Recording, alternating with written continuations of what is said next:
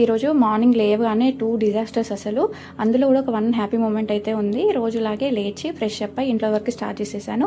ఇక వంట చేద్దామని కిచెన్లోకి వెళ్ళి చూసేవరకు వాటర్ ప్యూరిఫైయర్ ట్యాప్ పైన ఆ పార్ట్ మొత్తం ఇరిగిపోయింది. అసలు వాటర్ పట్టుకోవడానికి రాదు. ఇంకా ఆ పార్ట్ కూడా మనకి ఇక్కడ ప్రజెంట్ అయితే అవైలబుల్లో లేదన్నారు. సో బయట నుంచి వాటర్ తెచ్చుకొని వంట అయితే స్టార్ట్ చేశాను. ఇక వంట స్టార్ట్ చేశాక సోరకాయ కట్ చేస్తే అసలు ఘోరంగా ముదిరిపోయింది. మొత్తం గింజలు అయిపోయాయి. అసలు దాన్ని ఏం చేయాలో అర్థం కాలేదు. అయినా శతకోటి దరిద్రాలకు అనంతకోటి ఉపాయాలనేవి మన దగ్గర ఏదో ఒక ఐడియా ఉండనే ఉంటుంది. దీంతో కూడా ఒక టేస్టీ కర్రీ అయితే చేయడానికి ట్రై చేశాను. చాలా సింపుల్ ఇది. ఎప్పుడైనా మీరు కూడా ట్రై చేయండి, చాలా బాగుంటుంది.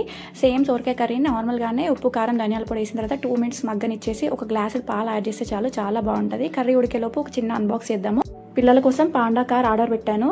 1100 ఏమో పడింది. అసలు క్వాలిటీ ఎంత బాగుందంటే చిన్నోడు నేను ఇద్దరం ఎక్కినా కూడా ఆల్మోస్ట్ 70 kgs బేర్ చేసింది. దీనికి 2000 రూపీస్ పెట్టినా కూడా వర్తే అనిపించింది నాకైతే.